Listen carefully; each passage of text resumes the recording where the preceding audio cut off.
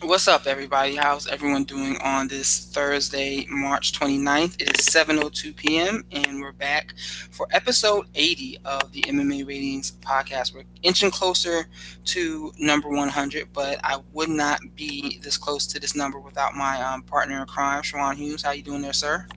Hey, thank you very much for letting me be a part of this show. And, and even though I'm a troublemaker, a rabble rouser on Twitter, I appreciate you letting me be a part of the show. Actually, one of the better experiences I've had in my life. It's been a lot of fun, man. So I Hey, man, that's what appreciate we're it here for. and I enjoy it. It's funny. We were just having a conversation about frustrations of this week, and man, I'm telling you, man, people better be lucky that we can't put our hands on people in public without the fear of repercussions. Because there's a few people that could catch some hands this week, I'm sure.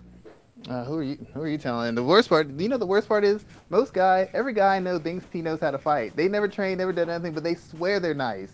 And I'm like, they'll look at me because I'm the nice guy, and I know they look at you because you're a nice guy. They're probably Hmm. thinking, oh man, I'll just slap this dude around. I'm like, you don't even know what would happen if you raised your hand to me, dude. Like the only reason you still existing is because I'm a God fearing family man. That's the only reason you ain't getting dealt with right now.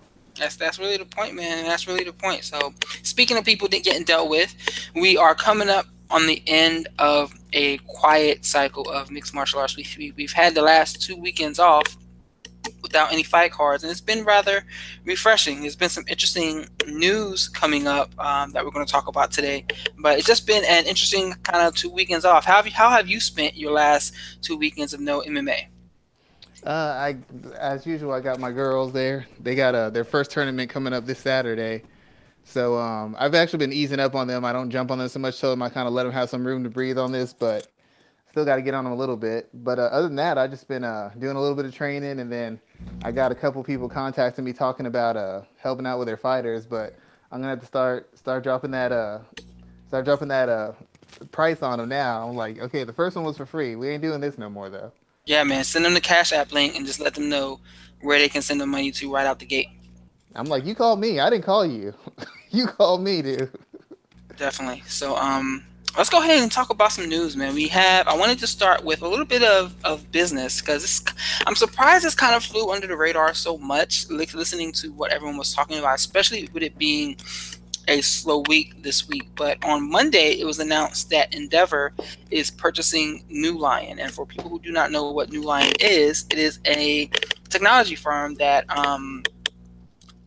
creates opportunity to present streaming content online. So kind of think of a Netflix for example, or for better reconciliation, think of like the technology group behind the WWE network. New Lion didn't do that, but think of a team that would do something like that. Well, Endeavor, Yes. which is the new name of WME IMG, the organization that now that purchased the UFC, purchased New Lion for $250 million, which came out on Monday. And this is a pretty intriguing development here because it seems to be that the organization is setting themselves up to begin to go direct to consumer. We know we have UFC Fight Pass, which has about 400,000 viewers. I last read as of like February of this year. But when you compare that to the WWE network, which is what Fight Pass frequently gets compared to, there are about nearly 1.5 million subscribers to the WWE network, and at 9.99 a pop, that's a pretty good revenue stream for that organization. One of the big differences between the two is that the WWE network features all of their pay-per-views on the platform for subscribers. So you pay your one flat rate of 9.99 a month, and you get all of the pay-per-views that the promotion puts on throughout the whole year. So when you see this purchase of Endeavor purchasing New Line, what are some of your initial thoughts on that? My mind goes directly towards them setting themselves up to create a streaming network of their own. But what were some of your thoughts, Shawan, when you first heard about this? I was kind of wondering when somebody would take the next step on that because I mean, so many people, you run so many shows, actual scripted shows or reality shows through streaming, whether it's Hulu or Netflix.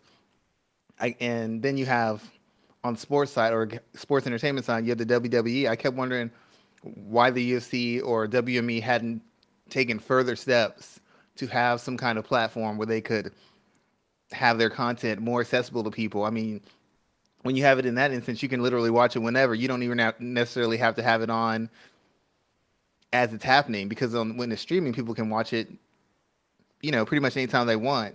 And it just seems like a good idea. The one side on it is MMA doesn't have the fan base that wrestling does, but having that sort of active library might actually help expand the popularity of it, because nowadays people don't watch events just when they happen. A lot of the times they're watching the event after the fact. And if they could get all the shows and all the fights and everything transferred over, or they could even come up with their own shows and other stuff is spin-offs of the pay-per-views or the events, and they could have total complete control of all their content. It seems like an idea that should have happened actually a long time ago, but I guess Fight Pass was the first step. But Fight Pass, from what I've heard, I don't use it a lot. I've heard the service isn't very good, and that some of the quality they have of the events isn't very good either. Fight Pass is an interesting tool. In my opinion, the interface is kind of clunky. It's not the greatest setup for ease of use. It's not as good as the WWE Network setup, in my opinion. The WWE Network isn't that great either from a integration standpoint, but UFC Fight Pass is it's functional.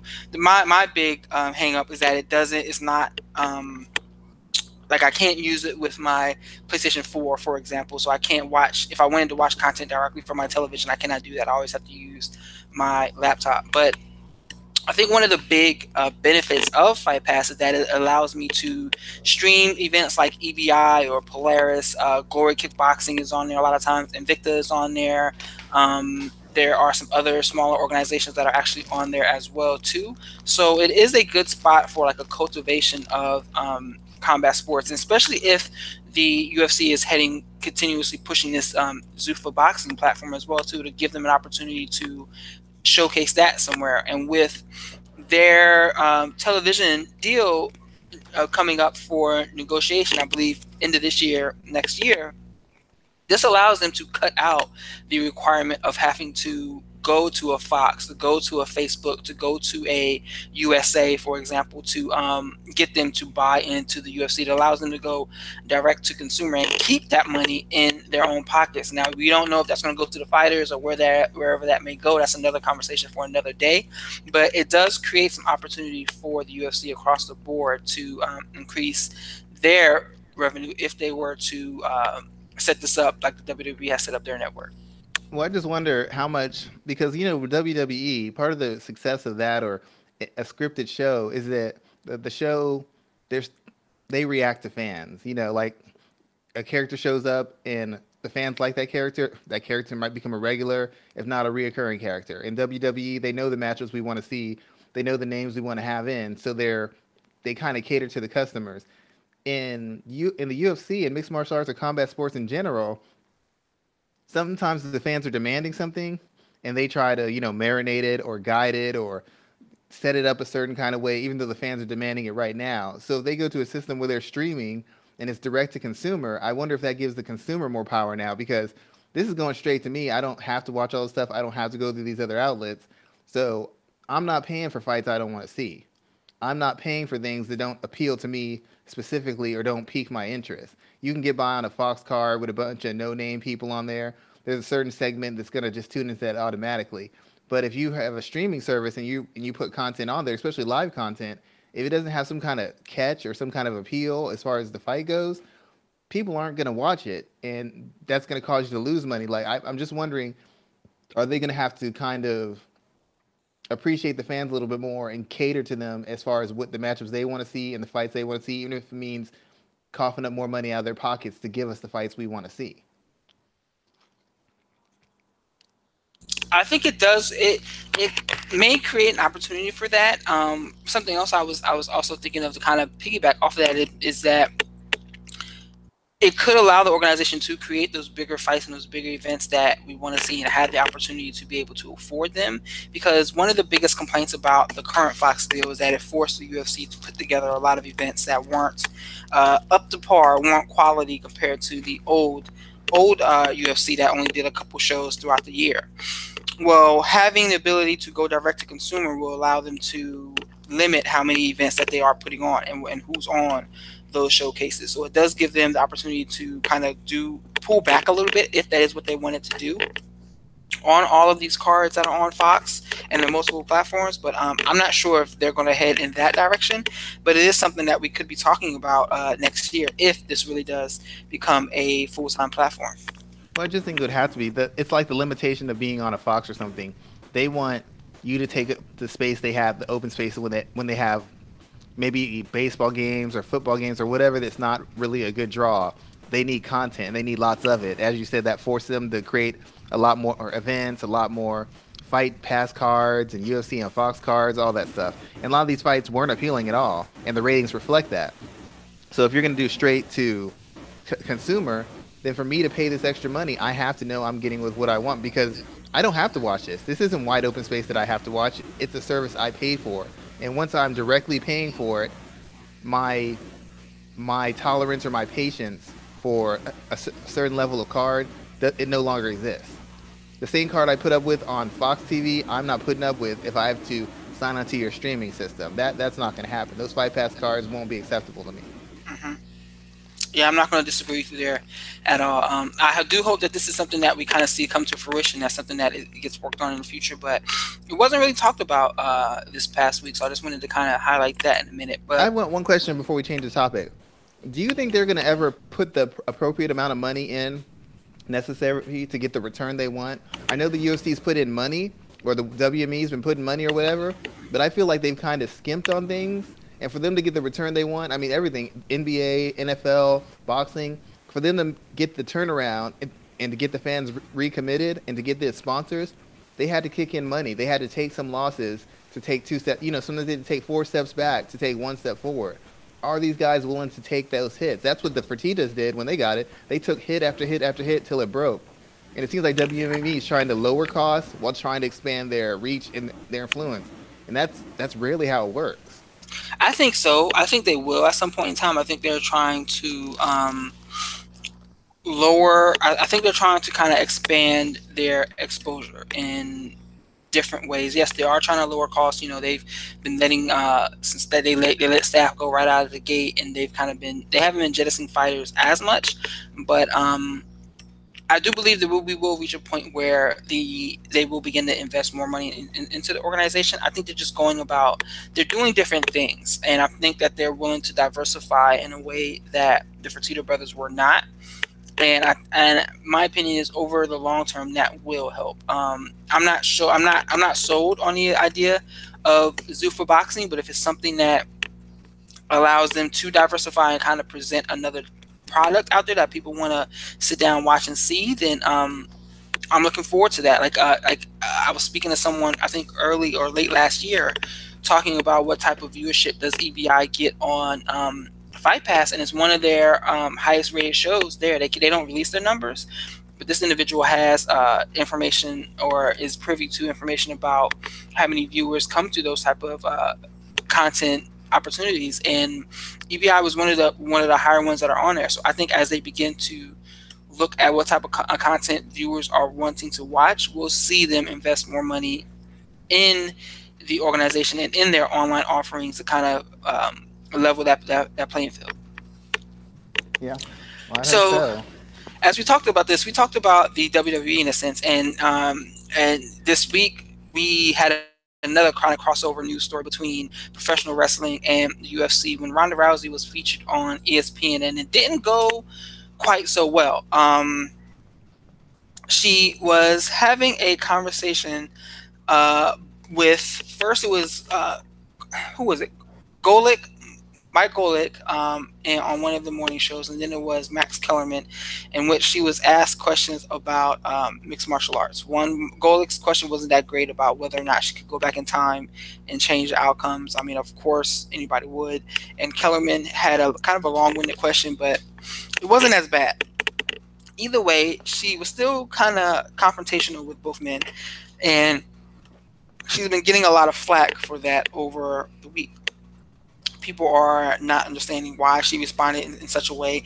And it's been pretty intriguing because it's been presented in a way that it's like Ronda Rousey versus the MMA media. So my question in regards to this is this a real thing? Is this Ronda Rousey versus the MMA media a real story, quote unquote? And the second part about that is, why is this such a popular talking point that will not go away with her?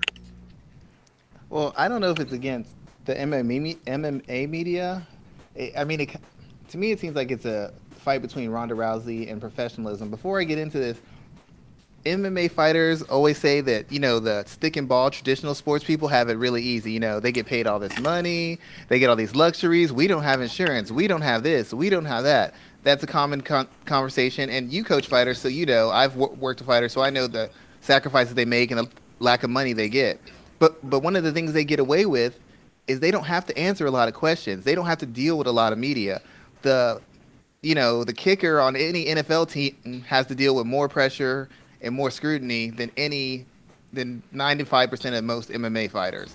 And this is just another example of that, because you have Ronda Rousey, who is one of the biggest stars in the world, combat sports or stars, period. And you see how poorly she interacts with the media. And it's very concerning to me. It's just not very professional, and it shows you why certain athletes get paid a certain amount of money, because this is part of it. They ask you tough questions, they ask you embarrassing questions, they bring up stuff that you don't want to talk about it, and part of doing your job is to answer those responsibly, maturely, and with some sort of entertaining or charming aspects of your personality. That's just part of it. I mean, Manny Pacquiao got made fun of by ESPN for being knocked out. Did he go on ESPN and cause a scene? No, he did his job and acted like a professional. And a lot of fighters don't understand that's what comes with more money and comes with more attention. So when they're talking about all this money they want, they have to be prepared to answer dumb questions with a smile and answer tough questions with a smile and with some insight. As far as Ronda Rousey against the MMA media, I agree with it, because she wouldn't give them access. The MMA media is always trying to get her name or get an interview because it gets clickbait or gets clicks. ESPN doesn't have to do all that stuff. She'll jump through some hoops from ESPN. She might jump through some hoops for Fox Sports, but MMA fighting and all the different shows, they can't pay her enough money to get her time. And some of them would talk wrestling with her. They talk anything. They would take any chance they could to have a sit-down conversation with Travis Brown or Ronda Rousey, and they can't get either one of them. And it's weird because she made her name through mixed martial arts. Not as a judoka. She's successful as a judoka, but she never had any fame or acclaim through that. She's made money acting in movies, but all of it came from mixed martial arts. And now that she's gotten what she's wanted, and now that she's accomplished what she's wanted, she seems to have no time, no sympathy, no empathy, or no concern for mixed martial arts as a sport, or for the women who take part in mixed martial arts, who supposedly she was so concerned with. And this is kind of like, I guess, a low blow towards her. But Misha Tate said this years ago. She says she does not love mixed martial arts. She doesn't love the athlete. She doesn't love the sport. And as soon as she's done with it, she's going to turn her back on it. And as soon as she was done with it, that's exactly what she did. I mean, I'm not going to disagree with you there, because that is what's kind of occurred. I think this is really intriguing to me, that it's being presented as if it's Rousey versus the media. As if the media has something that's like they're out to get her in such a way, because I don't believe that that's the case. Yes, I will say Rousey does face a variety of criticism, because she is a woman succeeding in a sport that is dominated by male populace. I understand that. I agree with that, and I'm not saying that is 100% false. However, she's also excelled in a way that has allowed her to transcend this sport. She is bigger than mixed martial arts. I don't care what anyone says. I still think she's bigger than mixed martial arts than Conor McGregor is. We'll see at some point, but she's bigger than this sport. Anytime you have Beyonce quoting you, you're bigger than the sport that you're in. Anytime you have Tommy Loren quoting you, you're bigger than this sport. You're on Ellen, you're bigger than the sport. With that being said, with that, I guess, that status symbol comes the criticism as well. Yes, she's being critiqued for how she acted when she was asked these questions on ESPN this past week, and rightfully so. The same way Cam Newton was critiqued for the way he acted after losing at Super Bowl 50. The same way LeBron James was critiqued for how he handled the announcement when he was leaving Cleveland, and how anytime he does something is basically ridiculed and analyzed in such a way. Rousey is at that level where anytime she does something and it doesn't come off professionally, it doesn't come off in the greatest of ways, she's going to get that she's going to get hammered in such a way, and she needs to understand that, and she needs to be cognizant of that when she faces these types of questions. Yes, she may not want to talk about MMA, but that doesn't mean she has to respond the way she does that creates these stories around her. But she should want to be treated that way. Like the whole aspect and the whole aspect when you have women taking over coaches, being players, want equal pay, the whole aspect of that comes with the fact that you have to be accountable. Other fighters who got knocked out, embarrassed, made fools of, they've had interviews brought up, they've had their past mistakes brought up. Why in the hell would you think that you get a pass? It's not. Nobody's trying to hold her back because she's a woman. They're holding her to the same standard that multi-millionaire, super successful, high-profile athletes get. You know, I mean, everybody, like you listed, Peyton Manning gets it. Cam Newton, Tom Brady, Floyd Mayweather, Saul Canelo, everybody. If you want to have the money and you want to have the fame and you want to be say, I'm just as good as men or I'm better, we need our respect, we need our attention. You don't just get the attention when you do good. You get the attention when you do bad too. Just like when she tapped out Kat Zingano, when they were playing all those clips of her doing it and clips of her knocking out Alexis Davis. I don't remember Ronda Rousey saying, hey, go easy on them.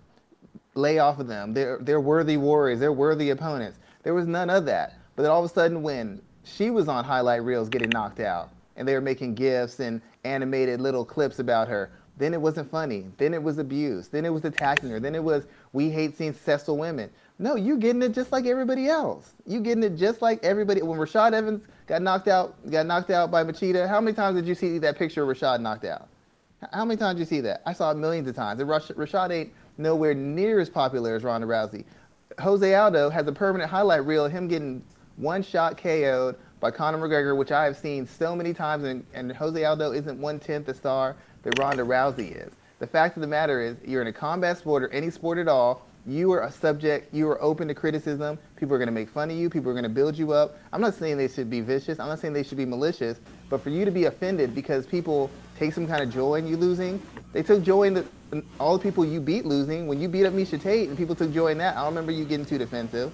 When other people have to answer tough questions, I don't remember you getting too defensive. If you want to be an athlete, you want to be taken seriously, you can't have people pulling punches and dancing around you or tiptoeing around you. Because if we have to tiptoe around you, or we can't bring up certain things, or we can't talk about certain things, then you can't ask for the same amount of money that other people who have to answer all the questions have to get paid. And second of all, as I said before, she has never been very good with the media. They've kind of, in my opinion, they've kind of protected her and kind of put her in situations where she can succeed because she doesn't have a natural charm about her, in my opinion. Conor McGregor does. Other fighters are kind of clever and kind of funny. Ronda's never been funny to me. I'm not saying she's dumb. I'm not saying she's not funny. She's never been particularly funny or chatty or charming to me. She kind of had an edge as the baddest woman on the planet, and she played up to that. She could get by with one-liners and quick little things, and I'll finish this person in this, and blah, blah, blah, blah. She's never been a great talker. She's never been a great interview. She's never been a great communicator. I don't know why anybody's shocked by her inability to get through interviews or to be patient or to be gracious in them, because she's never shown those qualities anytime she's been interviewed or anytime she's been put under any sort of spotlight. It's never happened. It's never happened. So I don't know why people are so shocked by her behavior now. This is kind of par for the course, if you want to put it that way. But as a fighter, if she wants to, all the people who are complaining that she's being attacked as a woman, she is not. She's being treated like any other high-profile athlete in her position would be treated. You think it's embarrassing when guys have to talk about their knockouts or how they threw a pick? They try to throw a touchdown on the 1-yard line. Russell Wilson had to answer that question, but he had to do it. It's part of the job. And if you don't want to do every aspect of the job, stop asking for money. Same thing I tell the male fighters. You don't want to go out there and publicize and talk trash? Fine, shut up and take your paycheck. And if you don't want to answer the tough questions, then stop asking for top money. Don't show up when you need to promote an event. You show up all the time. You don't want to show up all the time, don't show up none of the time. That's how I am. Just be consistent. You either want the attention or you don't. And when you start picking and choosing, you take away from any argument that says you deserve as much as anybody else who does the same job as you, because you're only doing part of the job. You're doing the fun part, the winning part. You don't do any other part of that. So I can't pay you for something you haven't done. You're definitely right. You're definitely right about that. Man, one other thing about this is it kind of stands out to me as well. And I wonder, we're not going to know until WrestleMania comes and goes, but I wonder if Rousey's really going to bring the MMA viewer with her to professional wrestling. Because what I'm seeing, what I'm hearing is that a lot of people are within the MMA channels are like, why are you guys talking about her? Don't talk about her. Don't talk about her. Don't talk about her. And with her being so have such a having such a refusal to talk about MMA, is she alienating those fans that helped make her into a star to begin with? Because if the MMA base didn't latch onto her so well, she wouldn't be doing professional wrestling now. So is she kind of alienating herself from that group? And in turn, will that cause them to not want to turn on WrestleMania to see her wrestle? Will that cause them to not want to subscribe to the WWE Network to see her perform? Because I mean, she's been on the shows frequently. I think she's been on like 3 of the last 4 since the Rumble. So I mean, she's there. But I want to know if she's going to have that crossover appeal that people would automatically assume she would.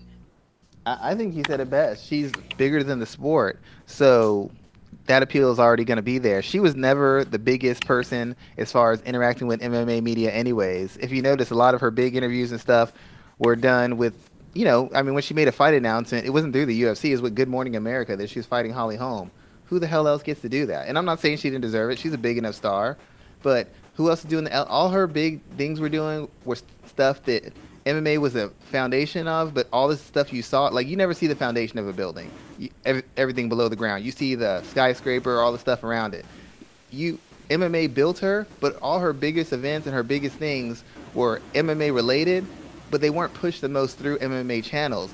As you said, she's bigger than the sport, so it doesn't really matter that she offends some people, because she offended people who were fans of the sport while she was the biggest star in the sport.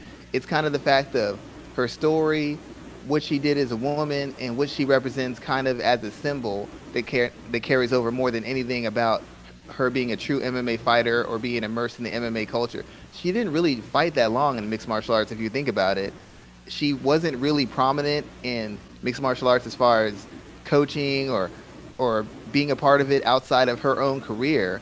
A lot of the moves she's made and a lot of the notoriety she's got were created by her fighting, but most of it was taken advantage of in non-MMA media, non-MMA events, non-MMA outlets. So I don't think she's going to alienate anybody else more than she would before. If anything, MMA suffered because she brought in people who weren't mixed martial arts fans, who came just to see Ronda Rousey do her thing. There's a lot of people who don't watch MMA anymore just because Ronda's not competing in it anymore. So I still think she'll be a crossover appeal.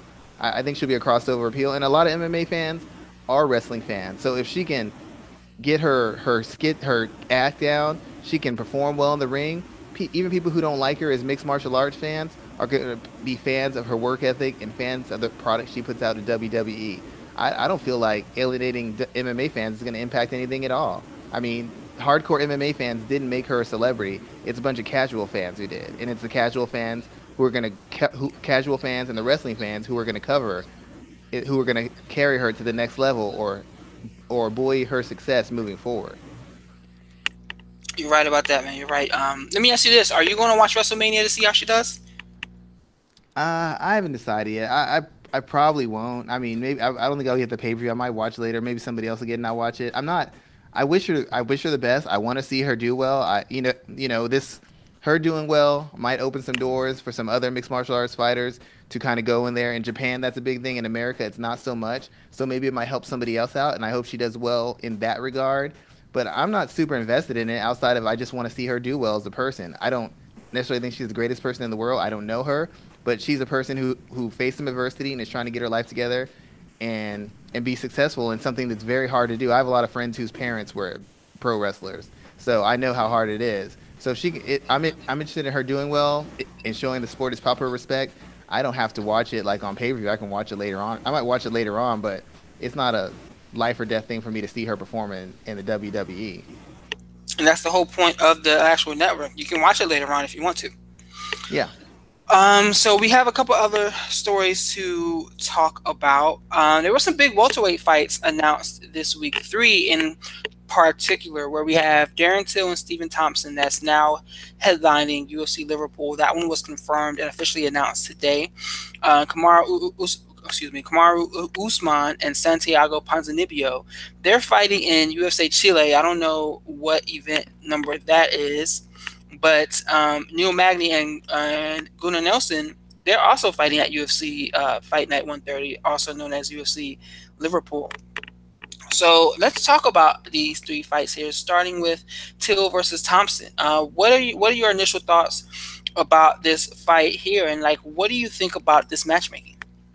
Well, I'm glad that they're finally getting some fights going because for a while it seemed like everybody was trying to jockey for an immediate title shot or something, and nobody is willing to put in because everybody, no matter all the guys have been on win streaks and have looked good, but to me nobody's been consistent enough or dominant enough against elite type opposition or bad matchups where they could demand a title shot. So I'm glad that the UFC is enforcing it and making these guys have to fight guys who stylistically could present them problems moving forward so that they can earn that title shot. I think every guy is good enough for a title shot, but I think they have enough questions as far as their quality of opposition and their technique and skill before they can justify demanding anything as far as a title fight. So I'm very glad that they're forcing these fights to happen instead of just allowing everybody to sit and cherry pick opponents. For the Till versus Thompson fight, I honestly think I'm leaning towards Till right now. Thompson is a good striker, but the fact of the matter is a lot of his success comes from the fact he's dealing with guys who aren't seasoned and tenured strikers. It's kind of like in revert, like you grapple a lot, you're a grappler. If you deal with a striker who's good at grappling, but there's a certain you can grapple with him and he might have some good tricks, some good defense, some good attacks, but the lack of experience, the lack of different positions he's been put in constantly, it affects his ability to impose his will or defend himself consistently against you, whether it's position or submission. Stephen Thompson hasn't really fought any really gifted strikers. Darren Till is a seasoned striker. He's an experienced striker. He's got a good skill set. He's very big. He hits very hard, and he likes to use deliberate pressure to cut off the cage and force exchanges. Stephen Thompson isn't used to dealing with that. He's used to dealing with guys who don't know the little tricks, who don't know how to counter or counter, who don't know how to cut the cage off, who don't know how to attack the full range of the body or pick their shots or apply deliberate pressure. He's used to having openings to move around and to pick his shots and to throw his volume and to create collisions. Darren Till's not going to fall for all that because he's an experienced striker. He's going to try and walk him down. He's going to try and bully him. He's going to try and force him to the cage and overwhelm him with his physicality and the accuracy of his shots. And it's very likely that he does it. Thompson is good. He's a good athlete. He hits hard. He throws a lot of volume. But the fact of the matter is he has fundamental holes in his striking, namely the way he backs up in straight lines, his limited head movement, and the fact that he carries his hands low and has really no pocket boxing game. Those are 4 holes that Till can exploit that everybody else he has faced has been unable to. So I think there's a reason why he didn't want to fight Darren Till. It's a high-risk fight with little reward. He beats Darren Till, people are going to say, you're a veteran, you're a former title challenger, you should beat him. If he loses him, he goes all the way to the back of the line because he's beating a guy who, except for beating a faded Donald Cerrone, hadn't beaten anybody of note. So this is a very risky fight for Thompson, and it's a great opportunity for Till. There's no losing for Till. He loses, it's explainable, he wins, he takes the next step to being a contender. There was something interesting I heard on the MMA Beat today that I thought was a very interesting comparison where, what's his name? Danny Segura was saying that he hates this fight because what it could do to Till, how much of a tough test that Thompson has shown himself to be as of late. And he compared it to Yair Rodriguez fighting Frankie Edgar. We haven't seen Yair fight since. So is that a true opportunity? Do you see that going down that way? And is this such a fight that not only can we see Thompson eviscerate a potential contender, but really knock him down a few pegs that he's not the man that he once was? Well, the one thing about it is Thompson doesn't have a backup plan. Like Frankie, like people get so enamored with Frankie's stand-up and his work rate, they overlook the fact that his stand-up's really not that good. It's functional, it's effective, but it's not world class.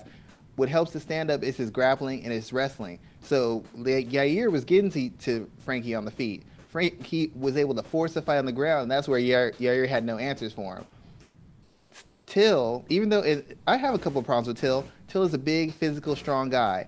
To that extent, he leans on his size to allow him to be effective offensively, and he leans on his size and durability to protect him instead of using functional, effective, consistent defense. He'll take 4 or 5 shots and land 1 or 2 because he thinks his 1 or 2 will do more damage than your 4 or 5. So he's going to give Thompson opportunities to get off on him offensively. The thing about it is, Thompson doesn't have a great chin. We saw that against Tyron Woodley. And when Thompson gets cracked, Thompson doesn't really react all that well to it. In all the fights he's been in, the 2 fights where he's really taken a beating or taking some abuse, he didn't look nearly as aggressive. He didn't look nearly as poised. He didn't look nearly as busy as he was in other fights where he was hardly touched. Against Ellenberger, not touched. Johnny Hendricks, not touched. Rory McDonald, not touched. He looked dynamic, incredible, unstoppable. When he fought Tyron Woodley, he essentially took three or four hard, clean shots. And from that point on, he didn't want to throw volume. He didn't want to open up. He didn't want to engage. When he fought Matt Brown chipped him up on the ground a little bit. You didn't see all that dynamic athleticism. You didn't see all that volume. Darren Till is capable of doing those things. The only problem Darren Till's going to have is if, A, he over-pursues, because if he over-pursues and comes in hot, he's going to walk into a shot and get stops. Or if Darren Till decides to fight macho and fight stupid, and instead of being a tight, deliberate, focused game, breaking him down, he tries to come in wild or tries to force exchanges, in which case he'll get picked apart, he'll get outpositioned, he'll get knocked out. But that's fighting out a character for Darren Till. If Darren Till fights the way he usually fights, he's going to have opportunities to win this. And they're both strikers. Now, could he get knocked out? Sure. But that's a risk against any competent striker. That would happen against Ponzinibbio. That's a risk against Gunnar Nelson. That's a risk against a lot of guys in the division because of his lack of experience and his sometimes dependency on his chin more than actual technical defense. That could happen against any elite guy in the division. The only difference is Thompson doesn't have a background. Thompson isn't going to take him down. Thompson isn't going to submit him. He doesn't have that game. I don't believe he has that game. I believe he wants to stay on his feet and exchange and strike. I don't believe that he wants to get into a grappling exchange. If anything, Darren Till might have the advantage of getting into a clinch, hitting an outside trip, taking him down, and busting him up on the ground. So I understand what he's saying because there is a risk, but it's no more of a risk than fighting Ponzinibbio. It's no more of a risk than fighting Usman, who's a dynamic, concussive striker. He's not a great technical striker, but athletically, he can kill guys. Robbie Lawler can still kill guys. Rafael dos Anjos can still kill guys with offense. Tyron Woodley can. So anybody in the division can do the damage with power that Thompson can do. But they have other routes to go to exploit holes in Till's game. What's the other route that Thompson's going to take where he could really lay a beating on Till that could really damage him psychologically and physically? Frankie had wrestling and grappling. What does Thompson have that he's shown us? I mean, that's strong breakdown there, man. I'm not going to argue that. And I think that's also key because, as you said, Thompson doesn't have that second go-to weapon, which is why I think that it was so important that they did not put Till against Usman in this fight here, because I think we just see that fight going wrong for Till. Usman has the ability to take down just about anybody in the division at this point in time, and I just don't think that that's a fight that we want to see right now. Maybe if they both win, then we can put that together, but I just don't think that that's the right type of fight for Darren Till at this point in time, and that's why I like the Stephen Thompson fight much better. Well, Till has star potential. The way he talks, the way he carries himself.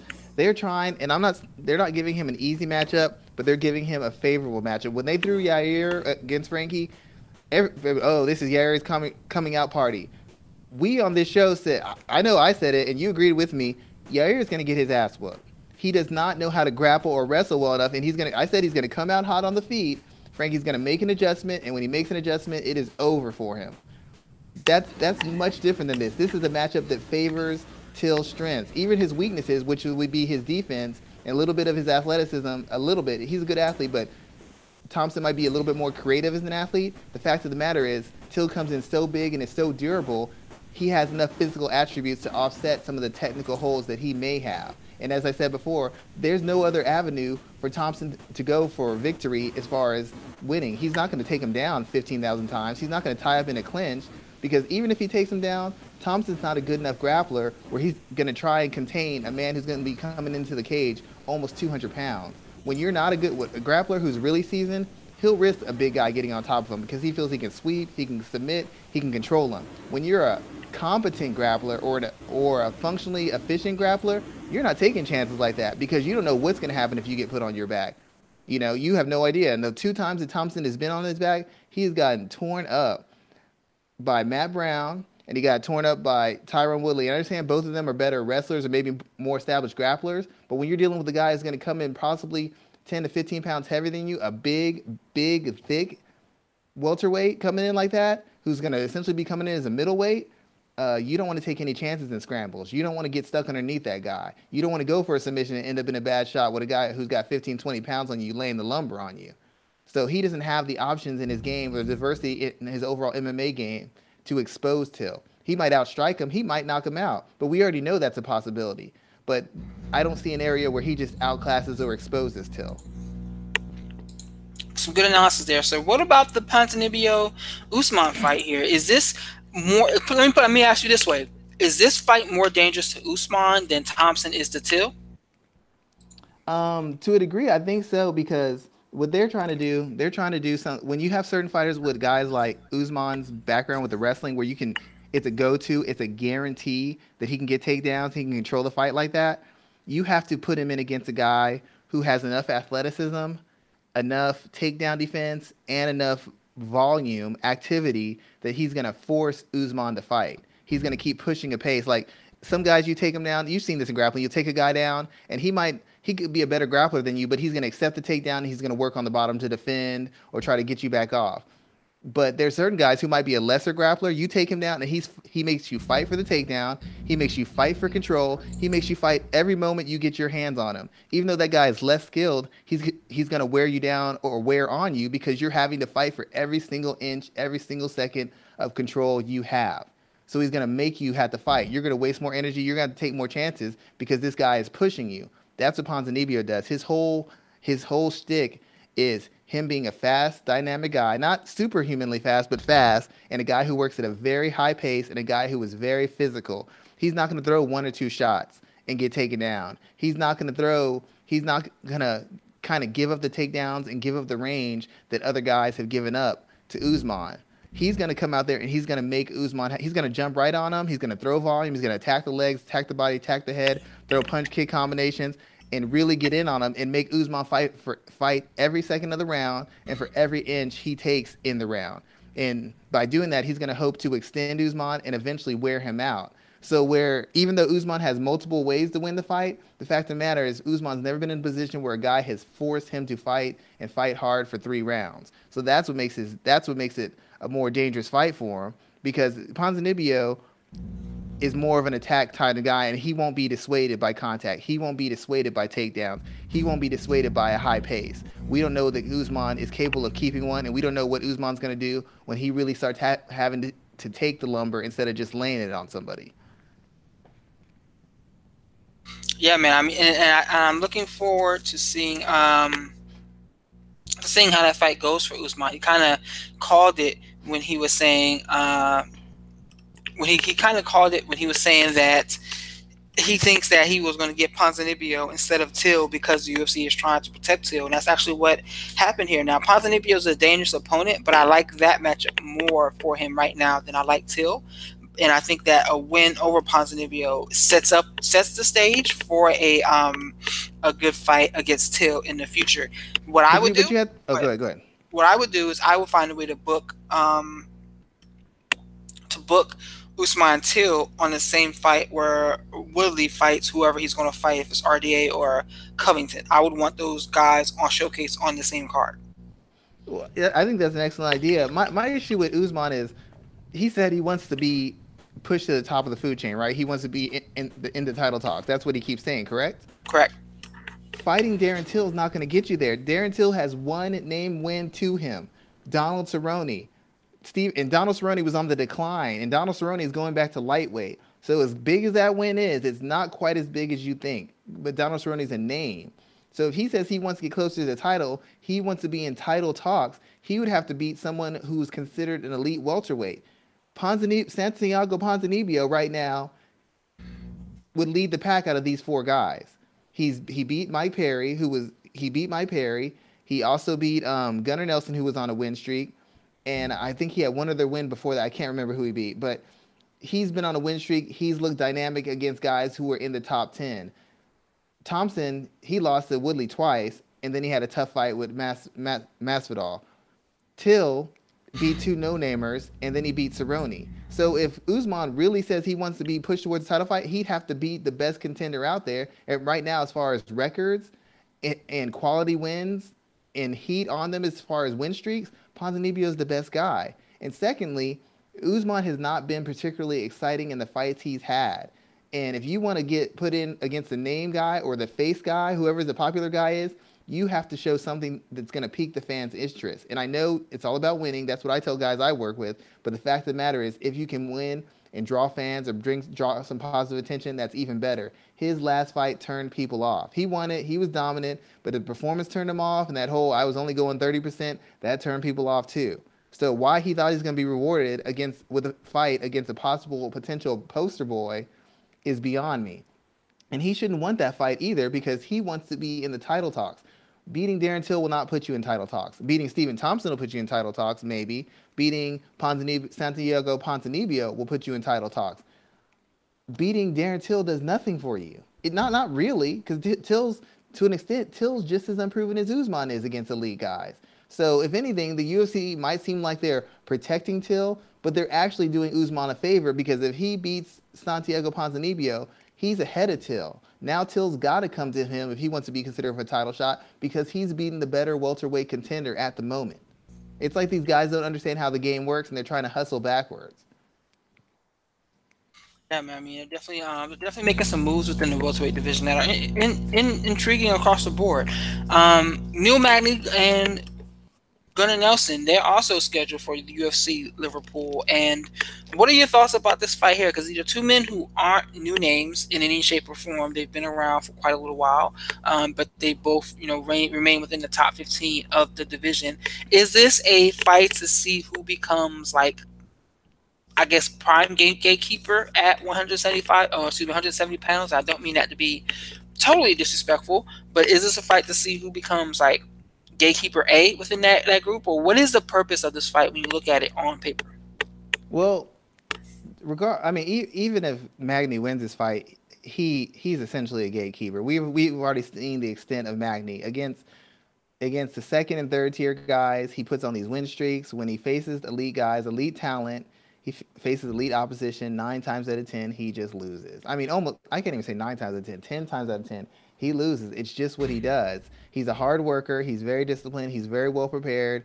He's very well conditioned. He'll give it everything he has, but he has never done well against elite talent. Look what Lorenz Larkin did to him. Look what RDA did to him. He just gets smoked when he faces the very best guys. Damian Maia almost killed this dude. And I don't say that disrespectfully. Damian Maia's almost killed a lot of guys, but he ain't ever done it as easily as he did against Neil Magny. Neil Magny is a guy who determines whether you're ready to move to the next stage, whether you're worthy of being in the upper top 15, top 10 of the division. Gunnar Nelson is an elite physical talent. As far as a grappler, he's an elite grappling talent. And as a striker, he has clear limitations in his game, but he's as far as his movement, his accuracy, his placement, and his versatility, he's probably considered one of the better strikers. He just doesn't have any sort of in-between game, which routinely ends up with him getting exposed. But if Gunnar Nelson wins this, it just gets him back on track and has him moving towards being an elite welterweight. If he loses it, now we have to start asking the question, is he going to be a journeyman? Because he's in his biggest fights against Rick Story, he lost. Against Santiago Ponzinibbio, he lost. So now this is his third time as a charm to prove that he can cross that line and be officially stamped as a guy who's elite. Because losing to Neil Magny essentially says you're not in an elite caliber anymore. No offense to Neil Magny, he doesn't beat elite guys. And so far, even when he beats the guys who are second and third tier, he's not just dominating them. He's not just walking through them. They're back and forth competitive fights. So it proves that he's right around that level. At least in Gunnar Nelson's case, he's been able to smoke those guys. But he's got to beat Neil Magny if he wants to be considered elite. He loses to him, and to me, he can just basically end any sort of top contender talk for the next year or two, next 3 or 4 fights. He's going to have to work his way back into contention and work very hard to get there. Magny, we already know what Magny is. And even if he wins the fight, I'm still going to consider him a journeyman. Until he beats somebody who's coming off a win streak and is an elite guy, I'm not ever saying anything different about him. And there's nothing wrong with being a journeyman. I know that's not what he wants to hear, and I don't mean that disrespectfully, but If you're one of the best guys in the world, you have to be beating elite guys, or you have to be completely running through guys who are under the elite level. He has done neither. So I think it's a bad matchup for Magny. He keeps the work pace. He's very active. He's a good grappler. He's not going to out grapple. He's not going to out grapple Gunnar Nelson. And on the feet, at least early, Gunnar Nelson has enough athleticism and a unique enough style. There's a good chance that that Magny doesn't make it out the first round. But I expect Gunnar Nelson to win this. I think it's a good matchup style for him. The only problem he has is his style has, as far as the leg defense and the defense of the boxing range, is a little suspect. So over the length of 3 rounds, Magny might be able to turn something on and get him into a position where he can finish him. But usually, to beat Nelson, you have to have an extended period of time to beat him, unless you just knock him out. And Magny's not a knockout puncher. He's not a dynamic wrestler. And I don't think he's going to have enough time as far as rounds to figure Nelson out and finish him off. So I'm probably going to go with Nelson. And I think this is a showcase fight for Nelson. They're hoping Nelson can win. And I think if Nelson wins, they might put him in against Till, because then, once again, that'd be another big name for him to face. Because Nelson's a very popular fighter, especially overseas. So if he beats Wonder Boy, they could put him against Nelson next and be like, look, he's beat 2 top 15 guys and move him ahead. So looking at the division, I mean, we have Tyron Woodley's the champion. Stephen Thompson is ranked number 1. Dos Anjos, Covington, Robbie Lawler, Damian Maia, Jorge Masvidal, Usman, and Till are both tied at 7. Then Magny at 9, Ponzinibbio at 10, and then Nelson at 13. We have Donald Cerrone doesn't have any fights booked. I think he's moving back down to 155. And Carlos Condit is fighting Matt Brown coming up. Dong Young Kim is at number 15. I don't think he has any fights booked. And Leon Edwards just fought. So this kind of helps shake up that division, because it was getting very stagnant. Lawler and Maia are still kind of question marks because they haven't fought. And Masvidal isn't booked as well. So those 3 guys between 4 and 6, there's some questions there about what to do with those 3. But these 3 fights being announced this week really helps create a more clear picture for 170. I was getting very stagnant very fast. Well, yeah, it's good because it's the elite guys, because whoever the elite guys are who win, or even Nelson, if he wins, what's going to happen is those elite guys are going to move up. You know, like I said, I think Till could fight Gunnar Nelson next. I mean, because, you know, he's not a great wrestler. He's a good grappler, but he strikes well, and that'll give Till opportunities. Or he could fight Usman, I guess, if he really wants to make that jump. But either way, if he wins, that sets up fights for the elite guys. And if whoever the loser is, they're gonna need a fight that's gonna either reestablish them or keep them from slipping back. Which means now you'll have fights lined up for those guys who fall in the second half of the top 10, top 15. So it's really good matchmaking. And like you said, I was glad it's happening, because you just had too many guys talking about, I want to fight this person, I want to fight this person, I want a title shot. Everybody keeps demanding title shots, and some of these guys haven't beaten an elite guy between them. They've beaten elite names, but they haven't beaten elite fighters, at least not more than 1 or 2 in a row. So I didn't feel that anybody was in a position where they could demand anything except another tough fight to establish themselves as worthy of a title shot. So I'm glad the UFC is not letting them sit back and try to, you know, talk their way through it. Like Stephen Thompson's dad was, well, we're not fighting this guy. Who is he? Dude, your son lost 2 title shots. He needs to fight everybody in the division and clear it out, so they have no choice but to fight him again, because none of his fights were either competitive enough nor exciting enough for anybody to give him a title shot or anybody to give him a big name based off of what he wants. Like, these guys, nobody's accomplished enough. Nobody's in a position where they should be trying to call shots, and the UFC is treating them as such and making them have to perform, and that's what I wanted to see. I'm all for the fighters getting paid what they're supposed to get paid, getting the opportunities they should get, but the fact of the matter is, when you haven't established yourself, or you haven't put a stamp on your performances, you got to go out there and fight. You're not a public speaker. You're not an actor. We don't pay to see you do this other stuff. If you're not going to fight, we don't really have much interest in what you're doing, how you're doing, or what you feel, until you start giving us what we want, which is competitive, exciting, tough fights. So I commend the UFC for creating these fights, and I commend the fighters for not trying to tap dance out of them, as so often they do. Yeah, that's very true. I definitely agree with you on that breakdown there. I mean, with it being such a light week, you know, that's really our entire content for this week. Actually, no, totally almost botched that. Something else I wanted to talk about today: Triple G and Canelo. It's looking like that fight's about to be called off. Didn't I tell you when that first happened? Let me see. Like, there's a story that just got posted at 7 o'clock today. Insac files drug complaint against Canelo. I mean, this looks like this isn't about to happen, man. I, So what are your thoughts about this, man? How big of a blow is this to boxing right now? I don't know if it's a blow. Like I said, when it first happened, and a lot of people said it's no big deal. I'm like, this is gonna be a big deal. This isn't like some third rate fighter or some no name champion. This is the biggest sports combat draw outside of Conor McGregor in the world, and he got caught. Is it one or two failed tests? I I want to think say it's it's two. two. Yeah, I think it's two. So I mean, this is a big story, and especially given how much people talk about PEDs and performances and guys who've gotten injured in rings or killed in rings or had health problems in mixed martial arts. This is the big issue. Financially, it hurts boxing because this was going to be one of the bigger pay-per-views coming up, and I don't know that any fight they could match up for Golovkin. There's nobody else he can fight who's going to get him the money or get him the attention that fighting Canelo will. It's just the way it is because Canelo's a big star. It's like having to go from Floyd Mayweather to fight Adrian Broner. Broner's popular, but Broner ain't getting you Mayweather money. And so from the financial aspect, it's going to take a hit.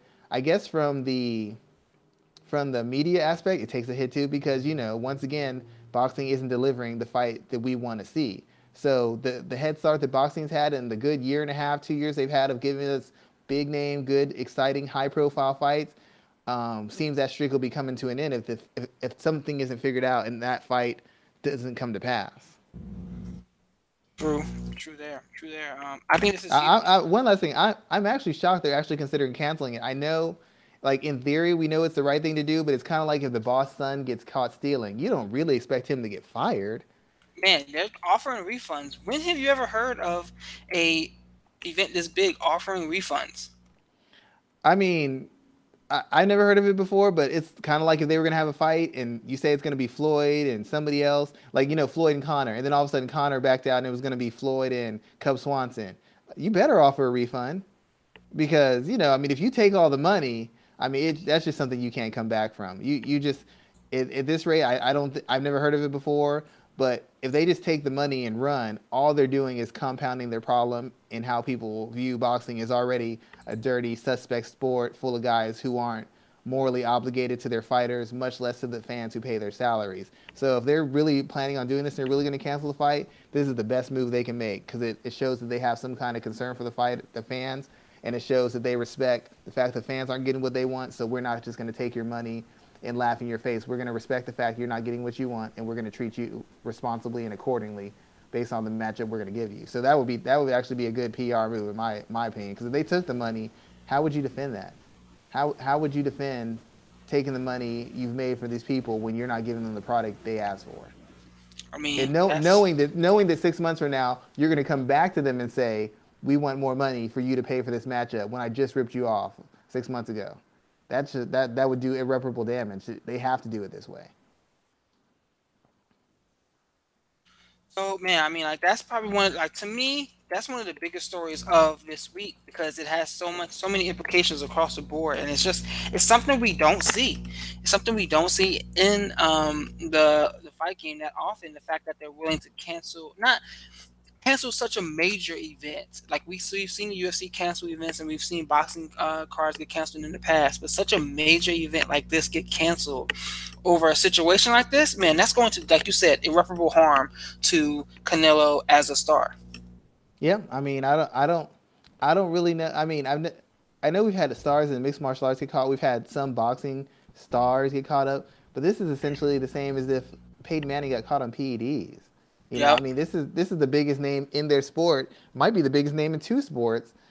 Where LeBron James got caught on PEDs. I mean, I've just never seen a guy with the resources and the fame and the attention that Canelo gets get caught up in a situation like this, like actually caught dead to rights. And while to a certain degree, I don't think it'll hurt him because he still has his fan base from Mexico and I guess to a degree internationally. I think it's going to hurt him with sponsors and people moving forward because if you have to cancel a fighter, you get pulled out of a fighter. Let's say he gets suspended for a while. I mean, he'll still be popular, but we're talking about millions upon millions upon tens of millions of dollars lost, if not hundreds of millions of dollars lost. all because one guy tested positive, and he's the cash cow of the sport right now. So I mean, financially, Boston's going to take a real big hit. I don't know how they're going to how they would manage this or navigate this to make or spin it to make it look better. But this kind of thing is the kind of thing fans don't forget. And definitely boxing writers and people who cover it in the media aren't going to forget, because it's going to be the first time ever you've had a fight of this caliber canceled for this reason. Not an injury, not something like that, because the guy failed a PED test. Flat out failed the test. That's why I'm following this story pretty closely to see what happens. But that's such a hell of a story. It's just going to be crazy to kind of see what occurs. You know, the last thing, as like I said last time we first talked about fight, I was like, imagine if this fight goes through, and let's just say he fights Golovkin. Now, Golovkin's looked like he slipped a little bit in his past couple fights, but imagine if he just knocks Golovkin out. I mean, you know where the story's going after that. Yeah, yep. Dynamic knockout, but you did fail these 2 tests. So what's going on? So I mean, this might almost be the best option if they don't go through with it, because even if he wins, and if he wins in devastating fashion, you know, good Lord, how are they going to explain this? You know, no matter what you say, he's going to have that stain on him. And if Golovkin wins again, like I thought he did the first time, and it's a bad decision, that makes the whole sport look even more corrupt. So you got a drug test failing A-side who got beat 2 times in a row, and he was gifted decisions, once a draw and now a win. And you can't run it back. Yeah, you can't. This could be really bad. So I can see why they're canceling, because this could, even if the fight goes through, if the fight goes a certain kind of way, this could be really bad for the sport moving forward. This could be really bad for it. Right now it's kind of bad, but it's really bad for Canelo and Golden Boy. But if he was to win a bad decision by the judges, or he was to knock Golovkin cold after being busted on PEDs, the think pieces and the articles on every single sports outlet would just never stop. And he'd have to answer that question from now to the end of time. And you know, Golovkin people are going to say, yeah, he won fair and square, but he did fail 2 drug tests. That will get mentioned every time you mention the biggest win of his career. And let's be clear, you know, it hasn't been officially canceled yet, but it's looking like it's definitely leaning in that direction, which is kind of surprising to see, especially with the way this story was covered when it first occurred. It was kind of like ho hum, nobody was really paying attention for it. Now it's like fire alarms are going off left and right, and we're talking about this fight potentially being canceled. Yeah, even if it doesn't get canceled, just the fact that they actually had the conversation, they said the C word, is like, what are you serious? Like, you know, like you said, it's not even the fact that they actually done it. The fact that they're actually talking about canceling a big time money fight that drew over 1 million buys last time. Like, you're actually talking about, you shouldn't even be saying that. That shouldn't even come out your mouth. And yet they're openly discussing it, which makes you have to take it somewhat seriously. Yeah, I'm totally with you on that. So let me know, man. What are you working on this past week? What can we expect to see from the great Schwan Humes up until next Thursday? I did a piece on Combat Press that was the 10 observations, just random or unpopular observations I made, where I basically talk about theories I have about certain fighters, certain camps, certain things they've done, and my spin on it. One of the things would be Amanda Nunes and how she disrespected Ronda Rousey's opponents. You know, a couple months ago she did that, and I just pointed out the fact that her and Ronda have fought mostly the same people, and Ronda's beat them all faster, and she hasn't lost to any of the people that Nunes has lost to. So it kind of makes her look suspect as a fighter and as a student of the game, because you're disrespecting someone's opposition. And you beat the same girls to get your title shot, and you lost the girls that she beat to, and all the girls y'all beat, she beat them 3 times faster than you. So it's like, if you're questioning her, I have to question your legacy and your right to be a champion, because all that means is you beat up a bunch of helpless soccer moms as well.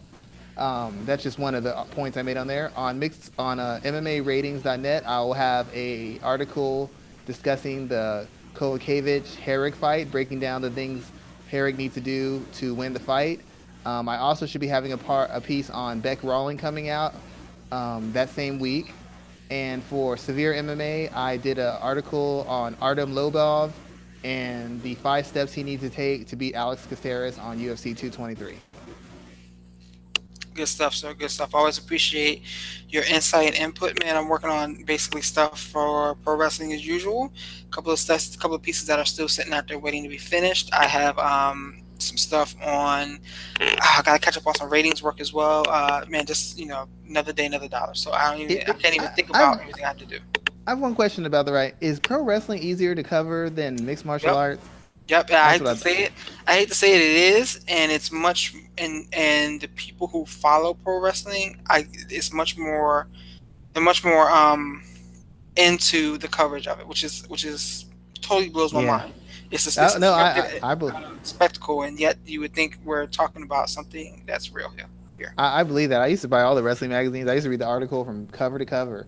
And I don't know Hmm. too many people who buy MMA articles and actually read them through. So I was just curious about that. That doesn't shock me, but I was just wondering because, I talked to some people who worked pro wrestling before, and they're like, it's easier to get a hold of people, it's easier to have interviews, it's easier to get information. And they asked me what it's like covering MMA, and I'm like, dude, like I actually work with some fighters who have some kind of name and pull, and it's like pulling teeth to get anything done over here. That's definitely true. I will agree with you on that, man. So with that in mind, let's go ahead and close out the show as always, man. Thank you for having you on. Thank you for being on this team, man. Let's get back at it next week. Yes, sir. Thank you very much for letting me be a part of it. Everybody, you can see us on YouTube, iTunes, SoundCloud, and a bunch of other outlets. We're doing our best to get the best interviews and the best analysis and the best and widest topic subject matter we can have for you. We appreciate all our fans, and we're just going to keep on doing our best for you.